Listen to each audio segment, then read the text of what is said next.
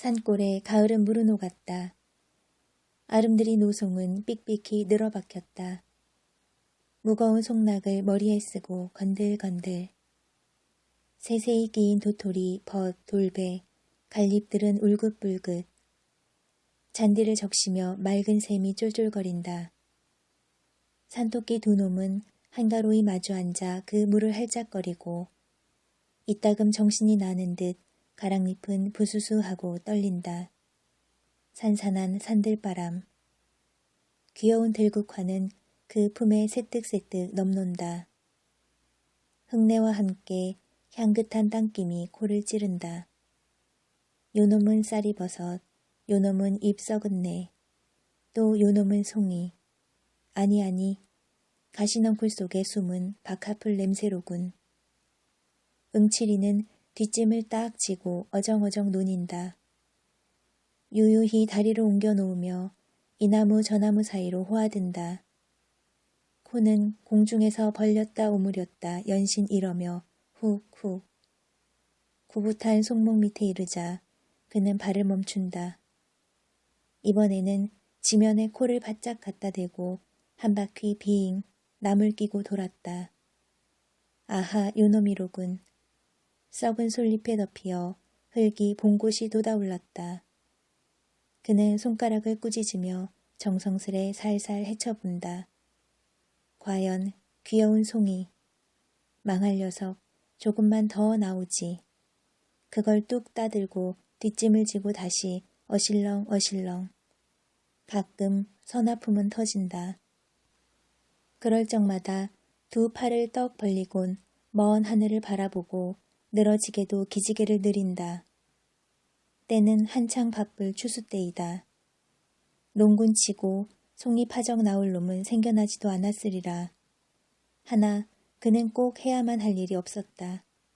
싶으면 하고 말면 말고 그저 그뿐. 그러함에는 먹을 것이 덜어 있느냐면은 있기는커녕 부쳐먹을 농토조차 없는, 계집도 없고 집도 없고 자식도 없고. 방은 있다고 해야 남의 겹방이요. 잠은 새우잠이다. 하지만 오늘 아침만 해도 한 친구가 찾아와서 별을 털 텐데 일 좀 와 해달라는 걸 마다하였다. 몇 푼 바람에 그까짓 걸 누가 하느냐보다는 송이가 좋았다. 왜냐면 이 땅 삼천리 강산에 늘어놓인 곡식이 말짱 뉘 것이람. 먼저 먹는 놈이 임자 아니냐. 먹다 걸릴 만치 그토록 양식을 쌓아두고 일이 다 무슨 난장 맞을 일이람. 걸리지 않도록 먹을 궁리나 할 게지. 하기는 그도 한 3번이나 걸려서 구매밥으로 사관을 틀었다마는 결국 제 밥상 위에 올라앉은 제 목도 자칫하면 먹다 걸리긴 매일반. 올라갈수록 덤불은 우겄다. 머루며 달에, 칡, 게다 이름 모를 잡초. 이것들이 위아래로 이리저리 서리어 좀채 길을 내지 않는다. 그는 잔디길로만 돌았다. 널쩍다리가 벌쭉이는 찢어진 고잇자락을 아끼며 조심조심 사려딛는다. 손에는 칡으로 엮거든 7개 송이. 늙은 소나무마다 가선 두리번거린다. 사냥개 모양으로 코로 쿡쿡 내를 한다. 이것도 송이 같고 저것도 송이 같고 어떤 게 알짜 송이인지 분간을 모른다. 토끼똥이 소보록한데 갈잎이 한 입 뚝 떨어졌다. 그 잎을 살며시 들어보니 송이 대구리가 불쑥 올라왔다. 매우 큰 송이인 듯. 그는 반색하여 그 앞에 무릎을 털썩 꿇었다. 그리고 그 위에 두 손을 내들며 10손가락을 다 펴들었다. 가만가만히 살살 흙을 헤쳐본다. 주먹만한 송이가 나타난다. 예, 이놈 크구나. 손바닥 위에 따올려 놓고는 한참 들여다보며 싱글벙글한다. 우중충한 구석으로 바위는 벽같이 깎아질렀다.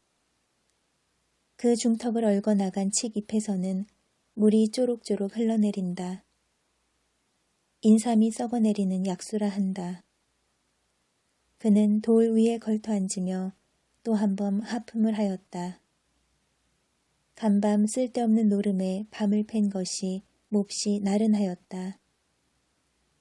따사로운 햇발이 숲을 새어든다.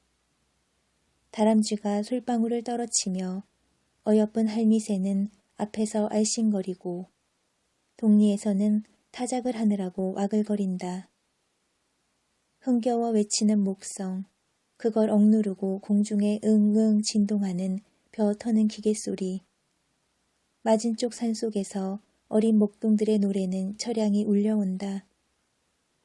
산속에 묻힌 마을의 전경을 멀리 바라보다가 그는 눈을 찌긋하며 다시 한번 하품을 뽑는다. 이 웬 놈의 하품일까? 생각해보니 어제 저녁부터 여태껏 창자가 골렸던 것이다. 불현듯 송이 꾸러미에서 그중 크고 먹음직한 놈을 하나 뽑아들었다.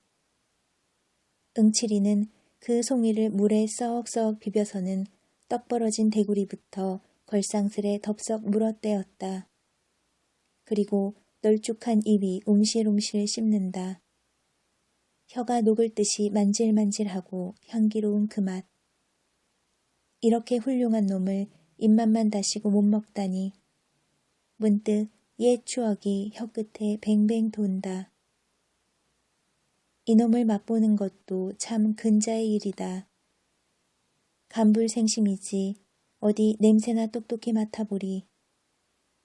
산속으로 쏘다니다 백판 못따기도 하려니와 더러 딴다는 놈은 행여 상할까봐 손도 못 대게 하고 집에 내려다 묻고 하는 것이다. 그러나 요행이 한 꾸러미 차면 금시로 장에 가져다 판다. 이틀 사흘씩 공들인 거로되 잘하면 40전, 못 받으면 25전. 저녁거리를 기다리는 아내를 생각하며 좁쌀 서너 대를 손에 사들고 어두운 고개를 터덜터덜 올라오는 건 좋으나 이 신세를 뭐했으나 하고 보면 을푸냥 굽기가 짝이 없겠고. 이까짓 걸 못 먹어? 그래, 홧김에 또 한 놈을 뽑아들고 이번엔 물에 흙도 씻을 새 없이 그대로 텁석거린다. 그러나 다른 놈들도 별 수 없으렸다. 이 산골이 송이의 본고양이로되 아마 1년에 한 개조차 먹는 놈이 드물리라. 썩어진 두상들. 그는 폭넓은 얼굴을 일그리며 남이나 들으란 듯이 이렇게 비웃는다. 썩었다 함은 대생겼다 모멸하는 그의 언투였다. 먹다 나머지 송이 꽁댕이를 바로 자랑스러이 입에다 치뜨리곤 트림을 섞어가며 우물거린다. 송이 2개가 들어가니 이제는 더 먹을 재미가 없다. 뭔가 좀 든든한 걸 먹었으면 좋겠는데.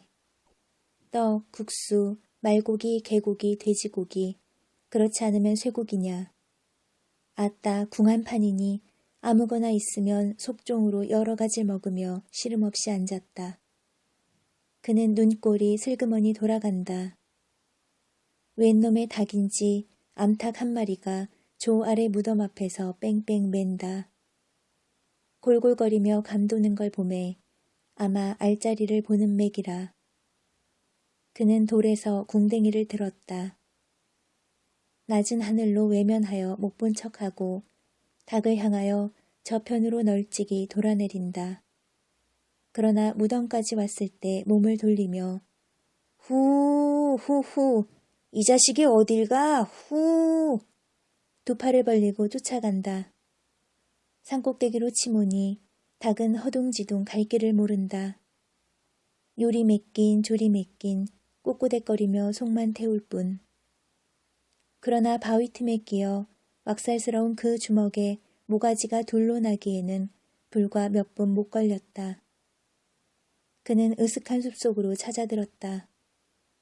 닭의 껍질을 홀랑 까고서 2 다리를 들고 찢으니 배창이 옆구리로 꿰진다.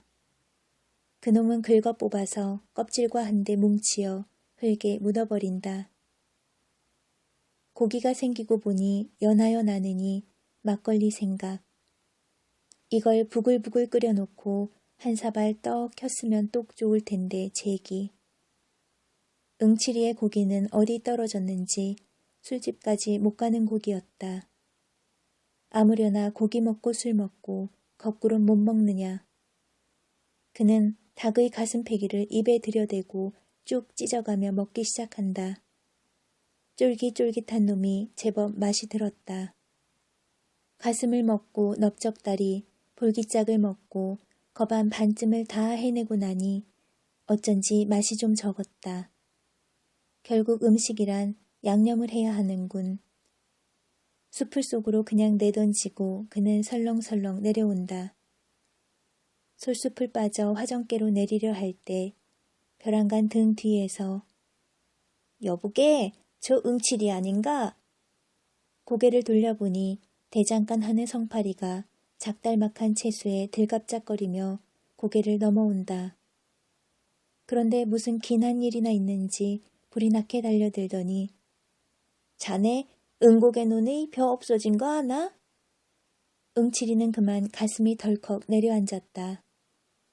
이 바쁜 때 농군의 몸으로 응고개까지 애를 써 갈 놈도 없으려니와 또한 하필 절 보고 벼이 없어짐을 말하는 것이 여간 심상치 않은 일이었다.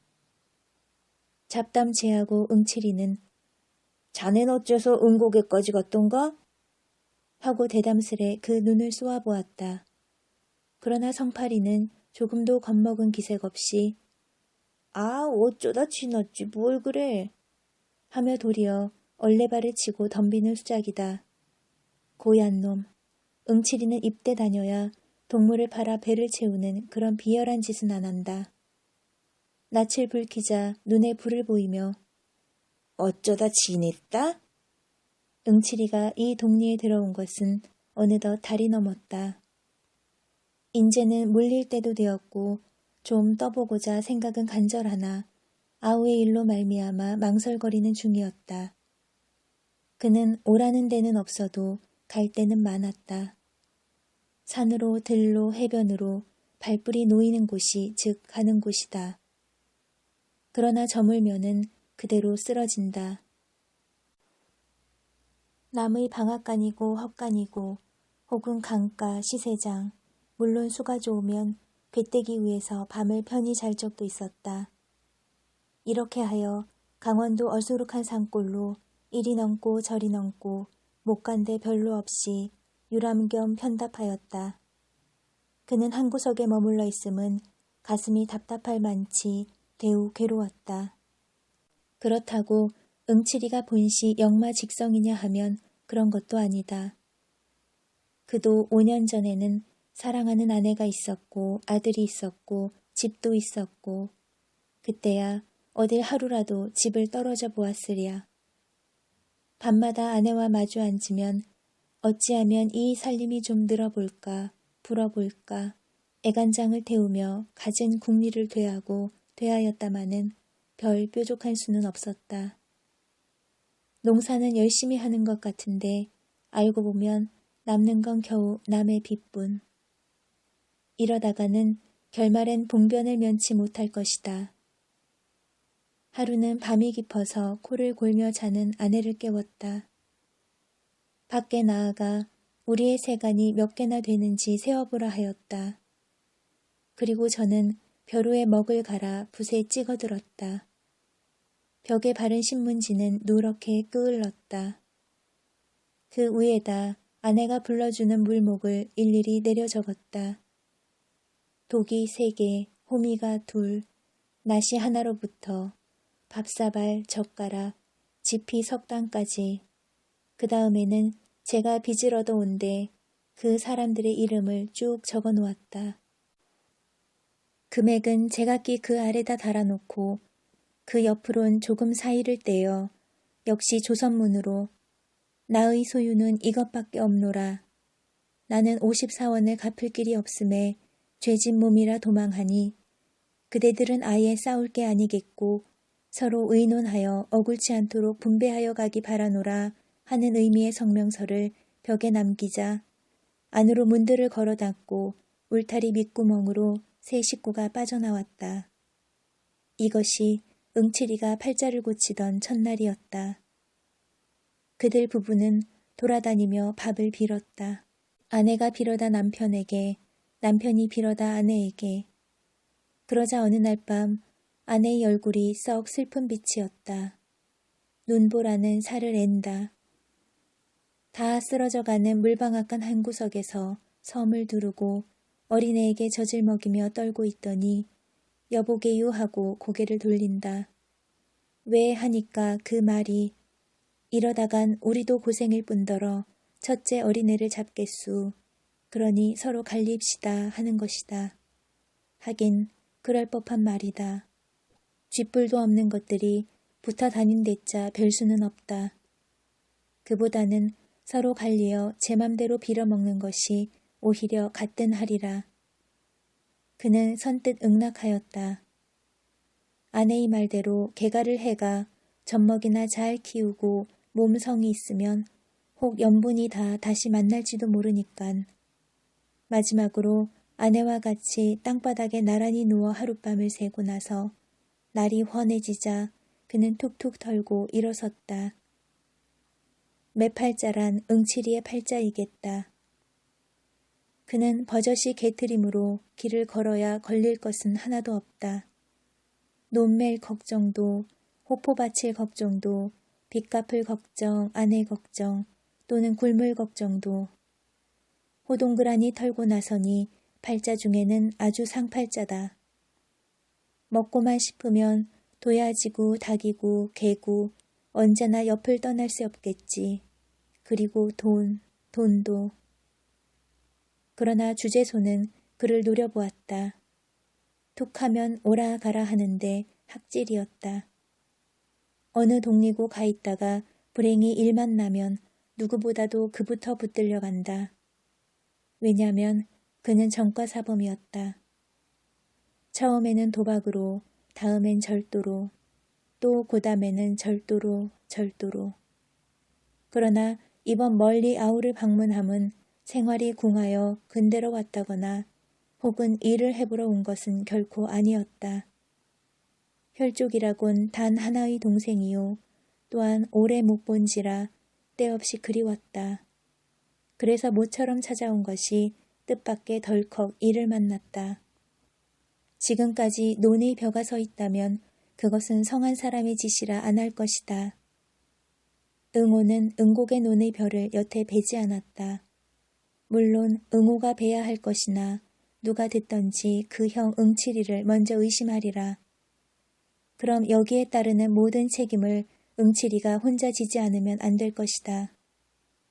응호는 진실한 농군이었다. 나이 31로 무던히 철났다 하고 동리에서 쳐주는 모범 청년이었다. 그런데 벼를 베지 않는다. 남은 다들 걷어들였고 털기까지 하련만 그는 벨 생각조차 않는 것이다.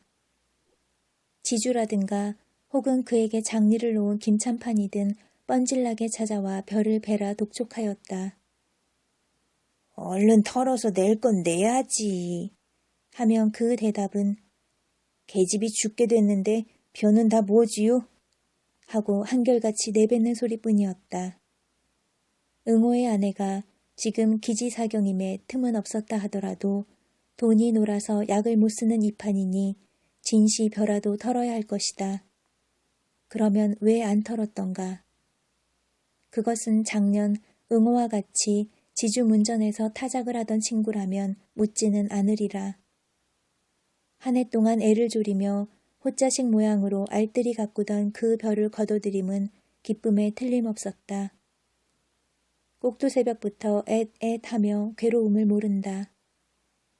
그러나 캄캄하도록 털고 나서 지주에게 도지를 제하고 장리쌀을 제하고 색초를 제하고 보니 남은 것은 등줄기에 흐르는 식은땀이 있을 따름.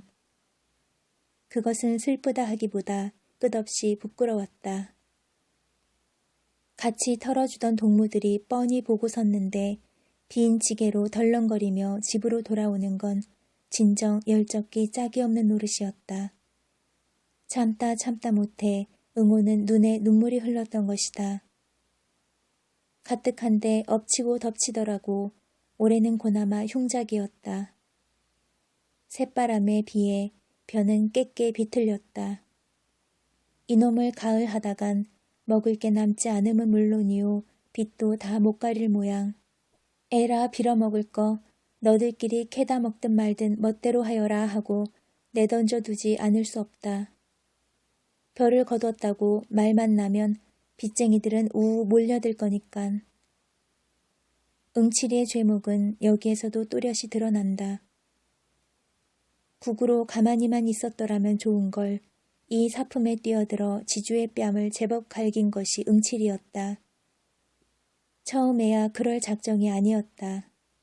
그는 여러 곳 물을 마신 이만치 어지간히 속이 튄 건달이었다. 지주를 만나 까놓고 썩 좋은 소리로 의논하였다. 올 농사는 반실이니 도지도 좀 감해주는 게 어떠냐고. 그러나 지주는 아무 말 없이 고개를 모로 흔들었다. 정 이러면 하여튼 1년품은 빼야 할 테니 나는 그 논에다 불을 지르겠수 하여도 잠자코 응치 않는다. 지주로 보면 자기로도 그 벼는 넉넉히 거둬들일 수는 있다. 그러나 한번 버릇을 잘못해 놓으면 어느 작인까지 행실을 벌일까 염려하여 겉으로 독촉만 하고 있는 터이었다. 실상이야 고까지 볕쯤 있어도고만 없어도고만. 그 심보를 눈치채고 응칠이는 화를 벌컥 낸 것만은 좋으나 저도 모르게 대뜸 주먹뺨이 들어갔던 것이다. 이렇게 문제 중에 있는 벼인데 귀신의 노름 같은 병괴가 생겼다. 다시 말하면 벼가 없어졌다. 그것도 병들어 쓰러진 쭉정이는 제쳐놓고 무엇으로 그랬는지 알짱 이상만 따갔다. 그 면적으로 어림하면 아마 못돼도 한 댓말가량은 될는지. 응칠이가 아침 일찍이 그 논깨로 논일자 이걸 발견하고 기가 막혔다. 누굴 성가시게 굴려고 그러는지. 산속에 파묻힌 논이라 아직은 본 사람이 없는 모양 같다. 하나 동네에 이 소문이 퍼지기만 하면 저는 어느 모로든 혐의를 받아 배는 조이 입어야 될 것이다. 응칠이는 송이도 송이려니와 실상은 궁리에 바빴다. 속중으로 지목할 만한 놈을 여러 들어보았으나 이렇다 찍을 만한 증거가 없다. 어쩌면 재성이나 성팔이 이 둘 중의 지실이라 하고 결국 이렇게 생각던 것도 응칠이가 아니면 안 될 것이다. 원수는 외나무다리에서 만났다. 응칠이는 저의 짐작이 들어맞음을 알고 당장에 일을 낼 듯이 성팔이의 눈을 들이노렸다. 성팔이는 신이 나서 떠들다가 그 눈총에 어이가 질려서 고만 벙벙하였다. 그리고 얼굴이 헬쑥하여 마주대고 쳐다보더니 그래, 자네 왜 그렇게 노하나? 지내다 보니깐 그렇길래 일테면 자네 보고 얘기지 뭐. 하고 뒷갈망을 못하여 우물쭈물한다. 노하긴 누가 노해. 응칠이는 뻗팅겼던 몸에 좀 더 힘을 올리며 은고개를 어째 갔더냔 말이지. 놀러 갔다 오는 길인데 우연히. 놀러 갔다? 거기가 노는 덴가? 글쎄 그렇게까지 모를 게 뭔가. 난 은고개 아니라 서울은 못 갈 사람인가? 하다가 성팔이는 속이 타는지 코로 후응 하고 날숨을 길게 뽑는다. 이렇게 나오는 데는 더 물을 필요가 없었다. 성팔이란 놈도 여간내기가 아니오. 구장내 소신가 뭔가 떼다 먹고 한번 다녀온 놈이었다. 많이 사귀지는 못했으나 독립평판이 그놈과 같이 다니다가는 엉뚱한 일만 난다 한다. 이번에 응칠이 저 역시 그 섭수에 걸렸음을 알고 그야 은고개라고 못 갈 리 없을 테 하고 한번 엿먹다. 그러다 자네도 알다시피 거 어디야. 거기 바로 길이 있다든지 사람 사는 동리라면 혹 모른다 하지만은 성한 사람이야 은고개에 뭘 먹으러 가나. 그렇지 자네야 심심하니까 하고 앞을 꽉 눌러 등을 떠본다. 여기에는 대답 없고 성팔이는 덤덤히 쳐다만 본다. 무엇을 생각했는가 한참 있더니 호주머니에서 단풍갑을 꺼낸다. 우선 제가 한 개를 물고 또 하나를 뽑아내 대며 관련 하나 피우게 매우 듬직한 낯을 해보인다. 이놈이 이의 밝기가 몹시 밝은 성팔이다. 턱없이 관련 하나라도 선심을 쓸 괄자가 아니리라 생각은 하였으나 그렇다고 얘까지 부르대는 건 도리어 저희 처지가 불리하다. 그것은 짜장 그 손에 넘는 짓이니 웬 권려는 이래 하고 슬쩍 눈치며 성량 있겠나? 일부러 불까지 거대게 하였다. 응칠이에게 액을 떠넘기어 이용하려는 고 야심을 생각하면 곧 달려들어 다리를 꺾어놔야 오를 것이다. 그러나 이 마당에 떠들어대고 보면 저는 들어누워 침뱉기. 결국 도적은 뒤로 잡지 앞에서 어르는 법이 아니다. 동리에 소문이 퍼질 것만 두려워하며 여보게 자네가 했건 내가 했건간 하고 과연 정다이 그 등을 툭 치고 나서 우리 둘만 알고 동리에 말을 내지 말게 하다가 성팔이가 이 말에 되우 놀라며 눈을 말똥말똥 뜨니 그까진 볕좀 먹으면 어떤가 하고 껄껄 웃어버린다. 성팔이는 한굽 접히어 말문이 메었는지 얼떨떨하여 입맛만 다신다. 아예 말은 내지 말게, 응? 알지? 하고 다시 다질 때에야 겨우 주저주저 입을 열어 내야 무슨 말을 내겠나 하고 조금 사이를 떼어 또 내야 무슨 말을 그건 염려 말게 하더니 비실비실 몸을 돌려 저 갈 길을 내걷는다. 그러나 저 앞 고개까지 가는 동안에 2번이나 돌아다 보며 이쪽을 살피고 한 것만은 사실이었다. 응칠이는 그 꼴을 이윽히 바라보고 입안으로 죽일 놈 하였다. 아무리 도적이라도 같은 동료에게 제 죄를 넘겨 씌우려 함은 도저히 의리가 아니다. 그건 그렇다 치고 응호가 더 딱하지 않은가. 기껏 힘들여 지어놓았다. 남 좋은 일 한 것을 안다면 눈이 뒤집힐 일이겠다. 이래서야 어디 이웃을 믿어보겠는가. 확적히 증거만 있어 이놈을 잡으면 대번에 요절을 내리라 결심하고 응칠이는 침을 탁 뱉어 던지고 산을 내려온다. 그런데 그놈의 행티로 가늠해보면 응칠이 저만치는 때가 못 벗은 도적이다.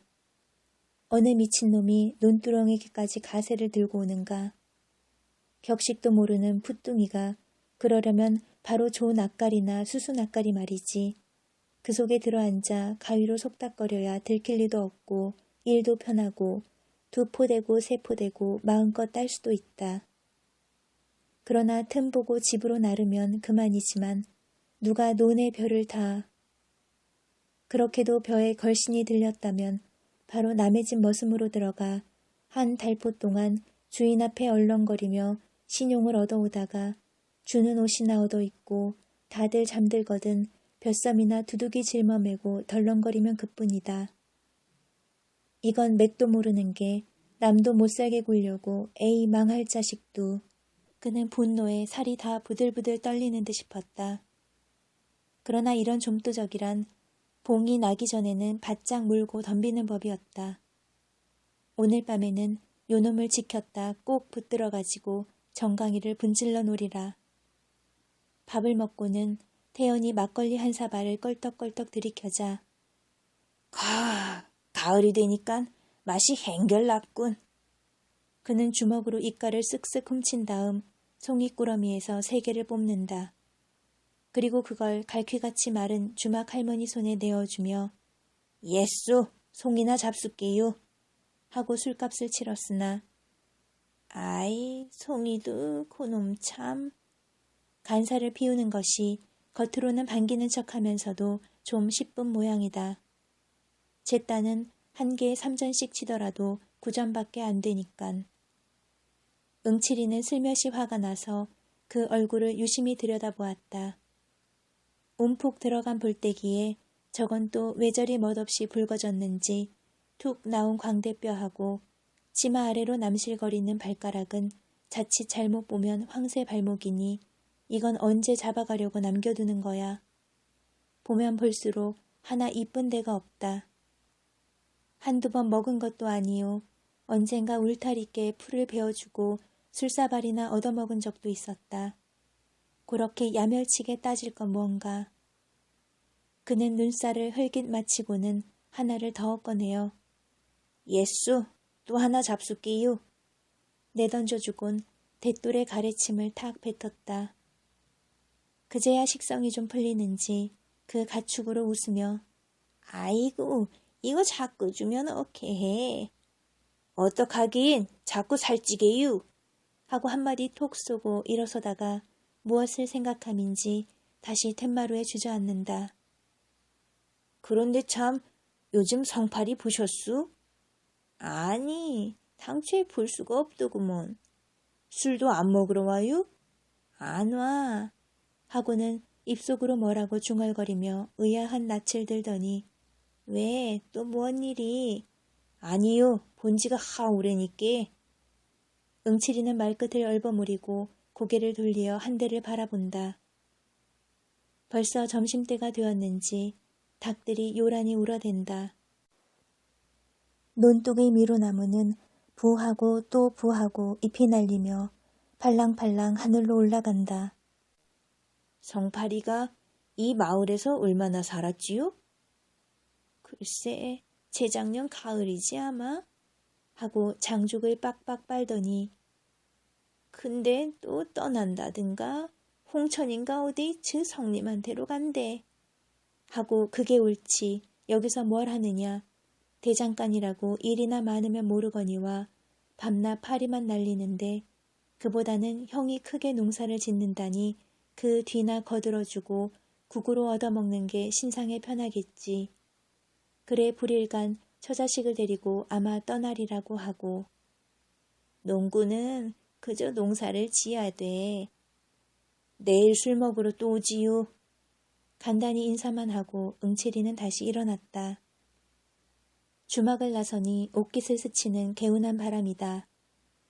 밭 둔덕의 대추는 척척 늘어진다. 머지않아 겨울은 또 오렸다. 그는 응호의 집을 바라보며 그간 죽었는지 궁금하였다. 응호는 봉당에 걸터 앉았다. 그 앞 화로에는 약이 바글바글 끓는다. 그는 정신없이 들여다보고 앉았다. 우중충한 방에서는 아내의 가쁜 숨소리가 들린다. 쌕쌕 하다가 아이고 하고는 까무러지게 콜록거린다. 가래가 치밀어 몹시 괴로운 모양. 뽑아줄 사이가 없이 풀들은 뜰에 엉켰다. 흙이 드러난 지붕에서 망초가 휘어청 휘어청. 바람은 가끔 찾아와 쌀이 문을 흔든다. 그럴 적마다 문은 을씨년스럽게 삐걱삐걱. 이웃의 발바리는 부엌에서 한창 바쁘게 달그락거린다. 마는 아침에 아내에게 먹이고 남은 조죽밖에야. 아니, 그것도 참 남편이 마저 긁었으니 사발에 붙은 찌꺼기뿐이리라. 거 다 졸았나 보다. 응칠이는 약이란 다 졸면 못 쓰니 고만 짜 먹여라 하였다. 약이라야 어제 저녁 울 뒤에서 올가들인 구렁이지만 그러나 응호는 듣고도 흘렸는지 혹은 못 들었는지 고개도 안 든다. 옛다, 송이 마시나 봐라. 하고 형이 손을 내밀재야 겨우 시선을 들었으나 술이 거나한 그 얼굴을 거북살스레 훑어본다. 그리고 송이를 고맙지 않게 받아 방에 짓들이고는 이거나 먹어 하다가 뭐? 소리를 크게 질렀다. 그래도 잘 들리지 않으므로 뭐야 좀 똑똑히 하라니깐 하고 골피를 찌푸린다. 그러나 아내는 손짓만으로 무슨 소린지 알 수가 없다. 음성으로 치느니보다 종이 비비는 소리랄지 그걸 듣기에는 지척도 멀었다. 가만히 보다 응칠이는 제가 다 불안하여 뒤 보겠다는 게 아니냐? 그럼 그렇다 말이 있어야지. 남편은 이내 짜증을 내며 몸을 일으킨다. 병약한 아내의 음성이 날로 변하여감을 시방 안 것도 아니련만. 그는 방바닥에 늘어져 꼬치꼬치 마른 반송장을 조심히 일으키어 등에 업었다. 울박 반머리에 잿가는 놓였다. 머리가 눌릴 만치 납작한 굴속이다. 게다 거미줄은 예제없이 엉키었다. 부춧돌 위에 내려놓으니 아내는 벽을 의지하여 웅크리고 앉는다. 그리고 남편은 눈을 멀뚱멀뚱 뜨고 지키고 서 있는 것이다. 이 꼴들을 멀거니 바라보다 응칠이는 맞듣지 않게 코를 휭 풀며 입맛을 다시었다. 응호의 짓이 어리석고 우라가 터져서이다. 요즘 응호가 형에게 말도 잘 않고 왜 어딱비딱 하는지 그 속은 응칠이도 모르는 바 아닐 것이다. 응호가 이 아내를 찾아올 때 꼭 3년간을 머슴을 살았다. 그처럼 먹고 싶던 술 한 잔 못 먹었고 그처럼 침을 삼키던 그 개고기 한매 물론 못 샀다. 그리고 사경을 받는 대로 꼭꼭 장리를 놓았으니 후일 선체로 썼던 것이다. 이렇게까지 근사를 모아 얻은 계집이련만 단 2해가 못 가서 이 꼴이 되고 말았다. 그러나 이 병이 무슨 병인지 도시 모른다. 의원에게 한 번이라도 변변히 뵈본 적이 없다. 혹 안다는 사람의 말인즉 노점이니 어렵다 하였다. 돈만 있으면야 노점이고 연병이고 알바가 못 될 거로되 사날 전 거리로 쫓아나오며 성님 하고 팔을 찰 적에는 응호도 어지간히 급한 모양이었다. 왜? 응칠이가 몸을 돌리니 허둥지둥 그 말이 이제는 별도리가 없다. 있다면 꼭 한 가지가 남았으니 그것은 엊그저께 산신을 부리는 노인이 이 마을에 오지 않았는가. 그 노인이 응호를 특히 동정하여 15원만 들여 산치성을 올리면 씻은 듯이 낫게 해주리라는데 성님은 언제나 돈만 들 수 있지요? 거 안 된다. 치성 들여 날 병이 안 낫겠니? 하여 여전히 딱 떼고 그러게 내 뭐래든 애전에 계집 다 내버리고 날 따라 나서랬지 하고 그래 농군의 살림이란 제 목매기라지. 그러나 아우가 아무 말 없이 몸을 획 돌리어 집으로 들어갈째 응칠이는 속으로 또 괜한 소리를 했구나 하였다. 응호는 도로 아내를 업어다 방에 뉘었다. 약은 다 졸았다. 불이 삭기 전 짜야 할 것이다. 식기를 기다려 약사발을 입에 대어주니 아내는 군말 없이 그 구렁이 물을 껄떡껄떡 들이마신다. 응칠이는 마당에 우두커니 앉았다. 사람의 목숨이란 과연 중하군 하였다.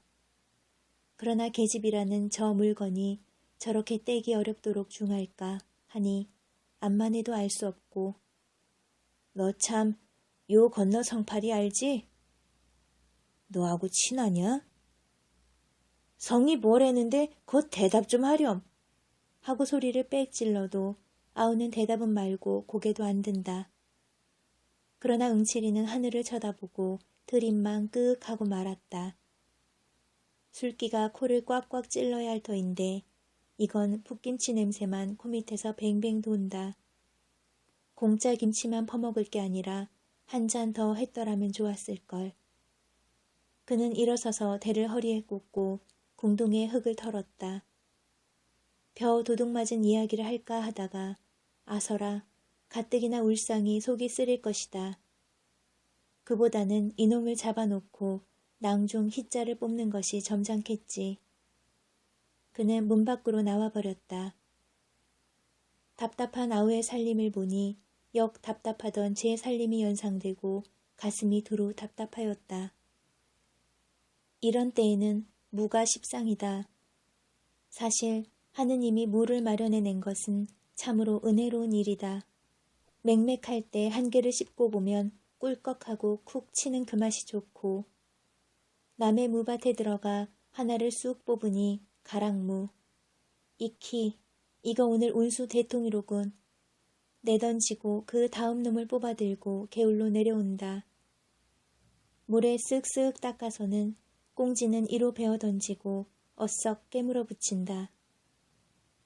개울 둔덕에 포플러는 호젓하게도 메초롬이 컸다. 자갈돌은 그 밑에 옹기종기 모였다. 가생이로 잔디가 소보록하다. 응칠이는 나가 자빠져 마을을 건너다 보며 눈을 멀뚱멀뚱 굴리고 누웠다. 산이 뺑뺑 둘리어 숨이 콕 막힐 듯한 그 마을. 아리랑 아리랑 아라리오. 아리랑 뛰어라 노다 가세.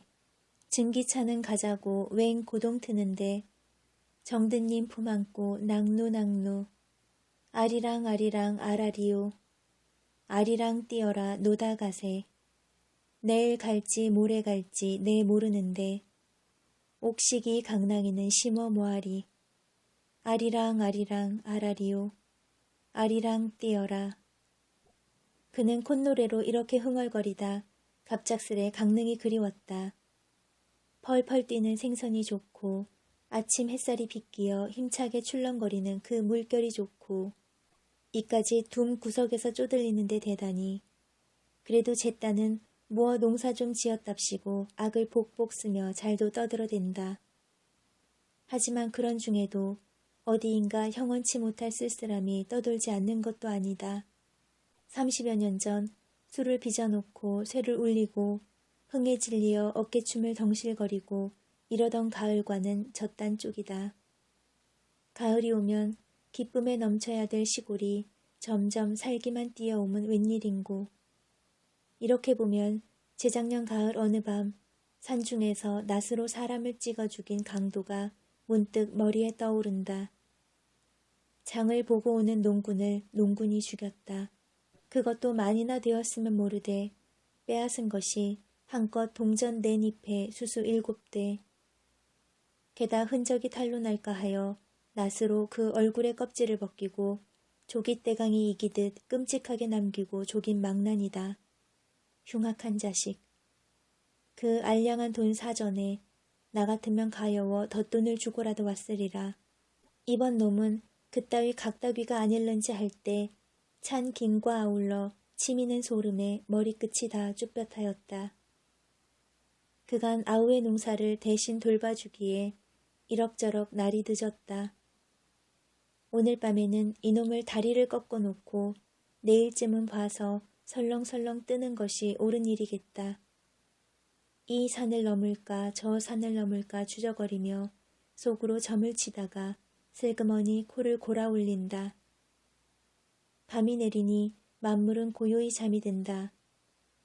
검푸른 하늘에 산봉우리는 울퉁불퉁 물결을 치고 흐릿한 눈으로 별은 떴다. 그러나 구름대가 몰려 닥치면 깜깜한 절벽이 된다. 또한 마을 한복판에는 거친 바람이 오락가락 쓸쓸히 뒹굴고 이따금 코를 찌르는 후련한 산사내음. 북쪽 산밑 미루나무에 쌓여 주막이 있는데 유달리 불이 반짝인다. 노새 노새 젊어서 놀아.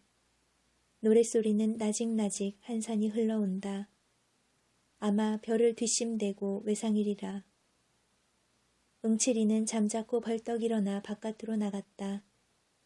그리고 다 나와서야 그 집 친구에게 눈치를 안 채이도록 네 잠깐 다녀옴세.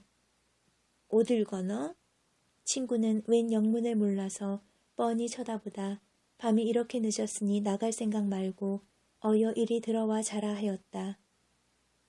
기껏 둘이 앉아서 개코 쥐고 떠들다가 급작이 일어서니까 꽤 이상한 모양이었다. 건넌 마을 가 담배 한 봉 사올라고. 담배 여기 있는데 또 사 뭐하나? 친구는 호주머니에서 굳이 희연봉을 꺼내어 손에 들어 보이더니 이리 들어와 섬이나 좀 쳐주게. 아 참 깜빡 하고 응칠이는 미안스러운 낯으로 뒤통수를 극적극적한다.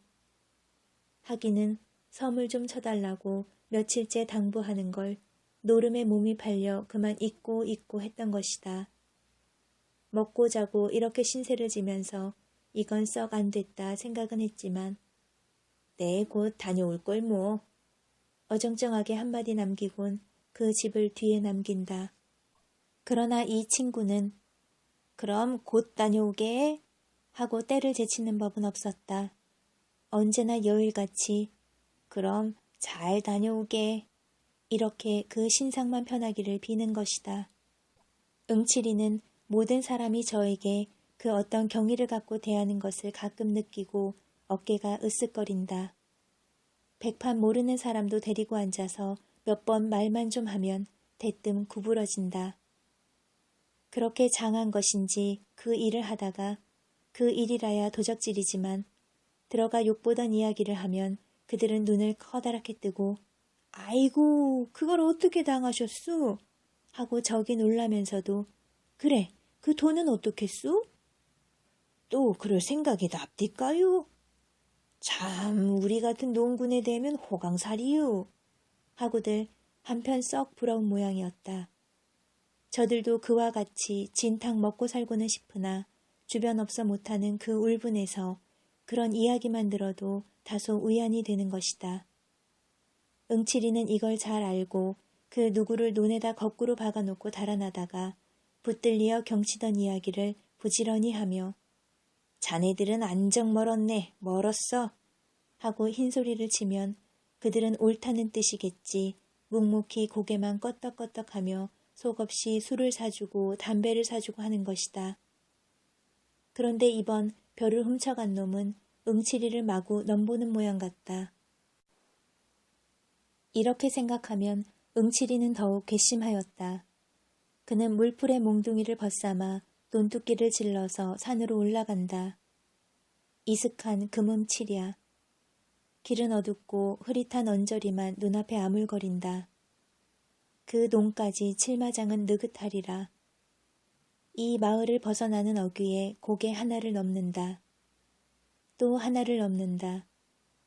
그러면 그 다음 고개와 고개 사이에 수목이 울창한 산 중턱을 비겨대고 몇마지기의 논이 놓였다. 응호의 논은 그중 하나이었다. 길에서 썩 들어앉은 곳이라 잘 뵈도 않는다. 동리에 그런 소문이 안 났을 때에는 천행으로 본 놈이 없을 것이나 반드시 성파리의 성행. 응칠이는 공동묘지의 첫 고개를 넘었다. 그리고 다음 고개의 마루턱을 올라섰을 때 다리가 주춤하였다. 저 왼편 높은 산 고랑에서 불이 반짝하다가 꺼진다. 짐승 불로는 너무 흐리고 아하, 이놈들이 또 왔군. 그는 가던 길을 옆으로 세웠다. 더듬더듬 나뭇가지를 짚으며 큰 산으로 올라간다. 바위는 미끄러져 내리며 발등을 찢는다. 거방 꼭대기에 바위와 바위가 어깨를 겹고 움쑥 들어간 굴이 있다. 풀들은 뻗치어 굴문을 막는다. 그 속에 돌라앉아서 5놈이 머리를 맞대고 수군거린다. 불빛이 셀까 염려다. 난포불을 야치 달아놓고 몸들을 바싹바싹 여미어 가리운다. 어서 후딱후딱 쳐. 갑갑해서 원. 이번엔 누가 빠지나? 이 사람이지 뭘 그래. 다시 섞어. 어서 이따위 수작이야. 하고 한 놈이 골을 내고 화투를 빼앗아 제 손으로 섞다가 깜짝 놀란다. 그리고 벌썩 대드는 응칠이를 벙벙이 쳐다보며 얼돌한다. 그들은 응칠이가 오는 것을 왕고척이 싫어하는 눈치였다. 이런 애송이 노름판인데 응칠이를 들였다가는 맥을 못 쓸 것이다. 속으로는 되우꺼렸지만은 그렇다고 응칠이의 비위를 건드림은 더욱 좋지 못하므로 아, 응칠인가? 어서 들어오게 하고 선웃음을 치는 놈에 난 올 듯 하기에 잔을 기다렸지 하며 어수대는 놈. 하여튼 한 캐 한 캐 떠보세. 이놈들은 손을 잡아들이며 썩들 환영이었다. 응칠이는 그 속으로 들어서며 무서운 눈으로 좌중을 한번 훑어보았다. 그런데 재성이도 그 틈에 끼어있는 것이 아닌가. 사날 전만 해도 응칠이더러 먹을 양식이 없으니 돈 좀 취하라던 놈이 의심이 부쩍 일었다. 도둑이란 흔히 이런 노름판에서 씨가 퍼진다. 그 옆으로 기호도 앉았다. 이놈은 며칠 전 제 계집을 팔았다. 그 돈으로 영동 가서 장사를 하겠다던 놈이 노름을 왔다. 객간 주제에 딸 듯 싶은가. 하나는 용구, 농사엔 힘 안 쓰고 노름에 몸이 달았다. 시키는 부역도 안 나온다고 동리에서 손도를 맞은 놈이다. 그리고 남의 집 머슴 녀석. 뽐을 내고 멋없이 점잔을 피우는 중늙은이 상투쟁이. 이 물건은 어서 날아왔는지 보지도 못하던 놈이다. 채, 이것들이 뭘 한다고. 응칠이는 기호의 등을 꾹 찔러가지고 밖으로 나왔다. 외딴 곳으로 데리고 와서 자네 돈 좀 없겠나? 하고 돌아서다가 웬걸 돈이 어디? 눈치만 남고 어름어름하니 아내와 갈렸다지? 그 돈 다 뭐했나? 아, 이 사람아 빚 갚았지. 기호는 눈을 내리깔며 매우 거북한 모양이었다. 오른편 엄지로 한 코를 막고 흥 하고 내뽑더니 이번 빚에 졸리어 죽을 뻔했네 하고 묻지 않는 발뱅까지 얹어서 설대로 등허리를 극죽극죽 한다. 그러나 응칠이는 속으로 이놈 하였다. 응칠이는 실눈을 뜨고 기호를 유심히 쏘아주었더니 꼭 4원 남았네 하고 선뜻 알리고 빚 갚고 못하고 흐지부지 녹았어. 어색하게도 혼잣말로 우물쭈물 웃어버린다.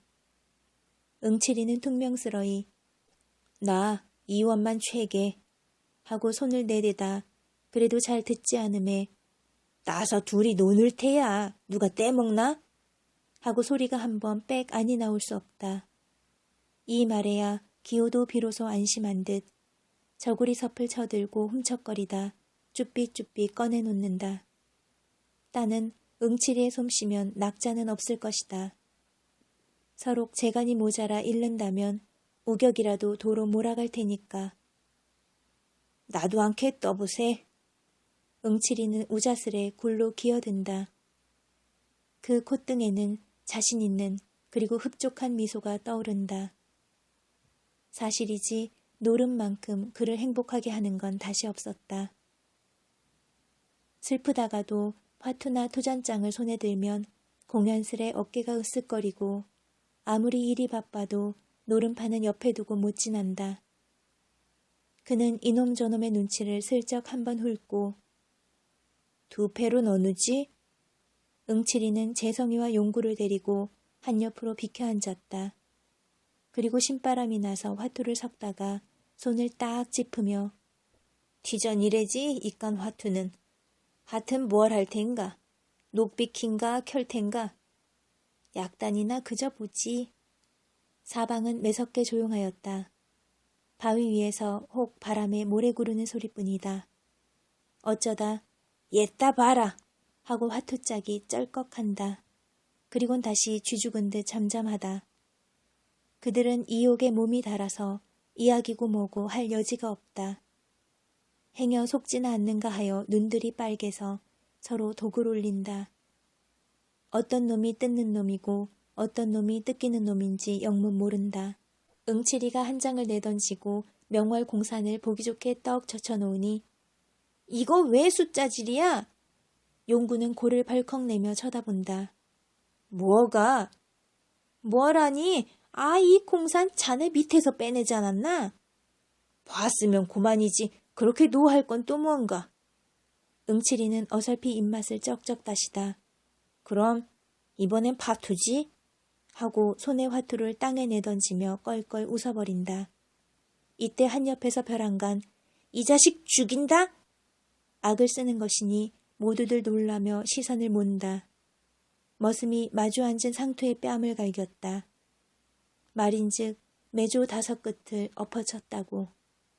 하나 정말은 돈을 잃은 것이 분한 것이다. 이 돈이 무슨 돈이냐 하면 1년 품을 판 피 묻은 사경이다. 이런 돈을 송두리 먹히다니. 이 자식, 너는 야맛이지? 돈 내라! 멱살을 움켜잡고 다시 2번을 때린다. 이놈이 왜 이러노? 어른을 몰라보고. 상투는 책상 다리를 잡숫고 허리를 쓱 펴더니 점잖이 호령한다. 자식벌 되는 놈에게 뺨을 맞는 건 말이 좀 덜 된다. 약이 올라서 곧 이를 칠 듯이 엉덩이를 번쩍 들었으나 그러나 그대로 주저앉고 말았다.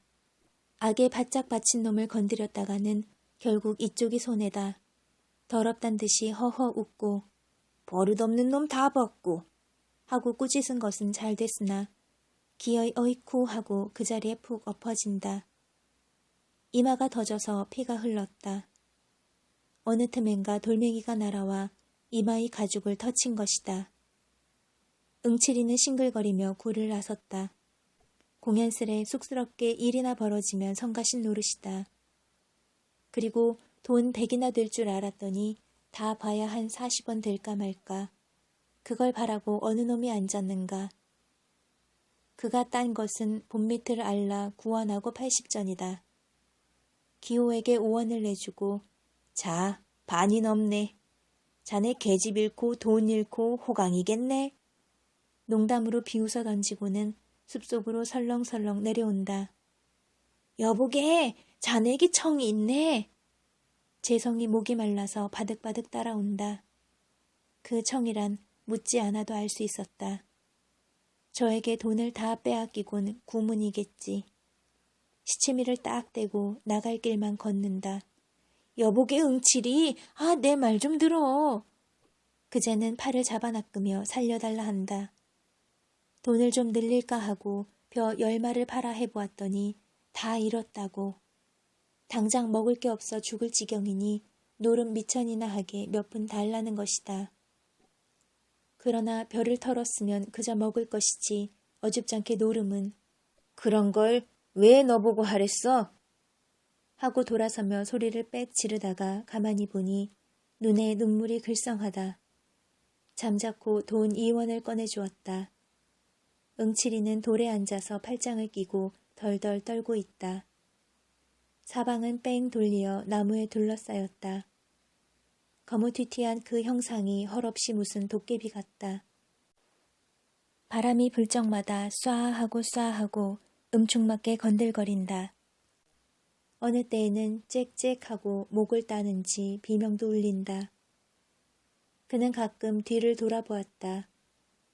별일은 없을 줄 아나 혹 뭐가 덤벼들지도 모른다. 선앙당은 바로 등 뒤다. 족제비인지 뭔지 요동통에 돌이 무너지며 바스락바스락한다. 그 소리가 묘하게도 등줄기를 쭉 긁는다. 어두운 꿈속이다. 하늘에서 이슬은 내리어 옷깃을 축인다. 공포도 공포려니와 냉기로 하여 좀채 견딜 수가 없다. 산골은 산신까지도 줄였으렸다. 아들 낳아달라고 떡 갖다 바칠 이 없을 테니까. 이놈의 영감님 홧김에 덥석 달려들면 앞뒤를 다시 한번 휘돌아본 다음 설대를 뽑는다.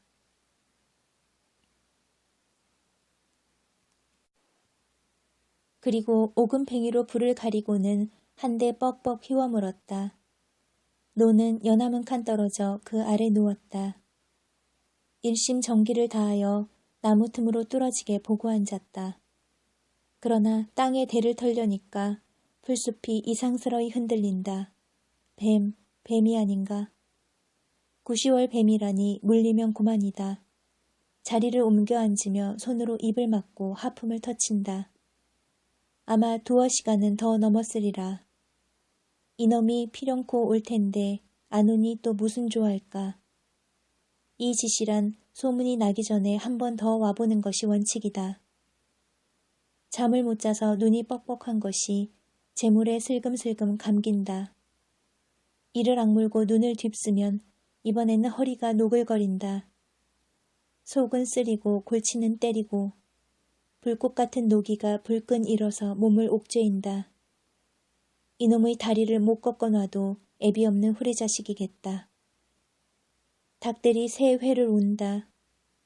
멀리 산을 넘어오는 그 음향이 퍽은 서글프다. 큰 비를 몰아드는지 검은 구름이 잔뜩 낀다.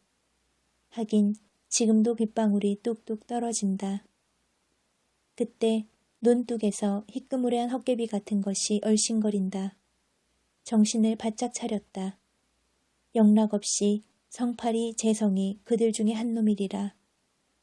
이 고생을 시키는 그놈. 이가 북북 깔리고 어깨가 다 씩씩거린다. 몽둥이를 잔뜩 후려잡았다. 그리고 벌떡 일어나서 나무줄기를 끼고 조심조심 돌아내린다. 하나 도랑쯤 내려오다가 그는 멈칫하여 몸을 뒤로 물렸다. 늑대 두 놈이 짝을 짓고 이편산에서 저편산으로 설렁설렁 건너가는 길이었다. 빌어먹을 늑대, 이것까지 말썽이람. 이마의 식은 땀을 씻으며 도로 제자리로 돌아온다. 어쩌면 이번 이놈도 재작년 강도짝이나 안 들는지 급시로 불길한 예감이 뒤통수를 탁 치고 지나간다. 그는 옷깃을 여미어 한 대를 더 붙였다. 돌연히 풍새는 심하여진다. 산골짜기로 몰아드는 억센 놈이 가끔 발광이다. 다시금 더르르 몸을 떨었다. 가을은 왜 이 지경인지. 여기에서 밤을 새울 생각을 하니 기가 찼다. 얼마나 되었는지 몸을 좀 녹이고자 일어나서 서성서성 할 때이다. 논으로 다가오는 희미한 그림자를 분명히 두 눈으로 보았다. 그러고 보니 피로고 한고이고 다 딴소리다. 고개를 내대고 딱 버티고 서서 눈에 쌍심지를 올린다. 흰 그림자는 어느 틈엔가 어둠 속에 사라져 보이지 않는다. 그리고 다시 나올 줄을 모른다. 바람소리만 웽웽 칠 뿐이다. 다시 암흑속이 된다. 확실히 별을 훔치러 논 속으로 들어갔을 것이다. 역갱이 같은 놈이 굳은 날새를 기회 삼아 맘껏 하겠지. 의리 없는 썩은 자식. 격장에서 같이 굽는 터에 오냐 대거리만 있거라. 이를 한번 부드득 갈아붙이고 차츰차츰 논께로 내려온다. 응칠이는 논께로 바트기 내려서서 소나무에 몸을 착 붙였다. 섣불리 서둘다간 나무의 횡액을 입을지도 모른다. 다 훔쳐가지고 나올 때만 기다린다. 몸뚱이는 잔뜩 힘을 올린다. 한 식경쯤 지났을까 도적은 다시 나타난다. 논둑에 머리만 내놓고 사면을 두리번거리더니 그제야 기어나온다. 얼굴에는 눈만 내놓고 수건인지 뭔지 헝겊이 가리었다. 보찜을 등에 짊어매고는 허리를 굽으시 뺑손을 놓는다. 그러자 응칠이가 날쌔게 달려들며 이 자식 남의 벼를 훔쳐가니? 하고 대포처럼 고함을 지르니 논둑으로 그대로 대굴대굴 굴러서 떨어진다. 얼결에 호되게 놀란 모양이다. 응칠이는 덤벼들어 우선 허리깨를 내려죽였다. 어이쿠쿠 꾸호 하고 처참한 비명이다. 이 소리에 귀가 번쩍 뜨여서 그 고개를 들고 팔부터 벗겨보았다. 그러나 너무나 어이가 없었음인지 시선을 치거드며 그 자리에 우두망찰 한다. 그것은 무서운 침묵이었다. 살뚱맞은 바람만 공중에서 북새를 논다. 한참을 신음하다 도적은 일어나더니 성님까지 이렇게 못살게 굴기유? 제법 눈을 부라리며 몸을 획 돌린다. 그리고 느끼며 울음이 복받친다. 보찜도 내버린 채. 내 것 내가 먹는데 누가 뭐래? 하고 대퉁스러이 내뱉고는 비틀비틀 놓은 저쪽으로 없어진다. 형은 너무 꿈속 같아서 멍하니 섰을 뿐이다. 그러다 얼마 지나서 한 손으로 그 보찜을 들어본다. 가뿐하니 끽말 가옷이나 될는지. 이까짓 걸 요렇게까지 해가려는 그 심정은 실로 알 수 없다. 별을 논에다 도로 털어버렸다. 그리고 아내의 치마이겠지. 검은 보자기를 척척해서 들었다. 내 걸 내가 먹는다. 그야 이를 말이랴. 하나 내 걸 내가 훔쳐야 할 그 운명도 얄궂거니와 형을 배반하고 이 짓을 벌인 아우도 아우렸다. 에이 고얀 놈 할제, 볼을 적시는 것은 눈물이다. 그는 주먹으로 눈물을 쓱 비비고 머리에 번쩍 떠오르는 것이 있으니 두레두레한 황소의 눈깔.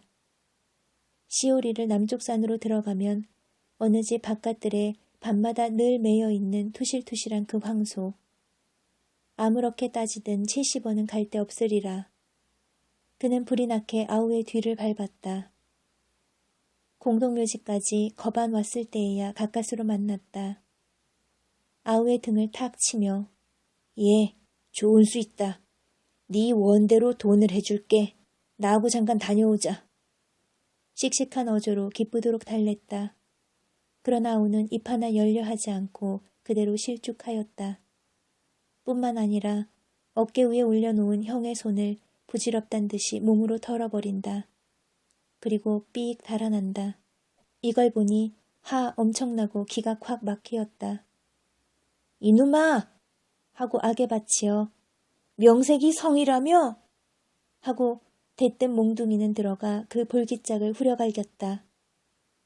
아우는 모로 몸을 꺾더니 신압으로 찌그러진다. 뒤미쳐 앞정강이를 때리고 등을 팼다. 일어나지 못할 만치 매는 내리었다. 체면을 불구하고 땅에 엎드려 엉엉 울도록 매는 내리었다. 홧김에 하긴 했으되 그 꼴을 보니 또한 마음이 편할 수 없다. 침을 퇴에 뱉어 던지곤 팔자 드신 놈이 그저 그렇지 별 수 있나. 쓰러진 아우를 일으키어 등에 업고 일어섰다. 언제나 철이 날는지 딱한 일이었다. 속 썩는 한숨을 후 하고 내뿜는다. 그리고 어청어청 고개를 묵묵히 내려온다.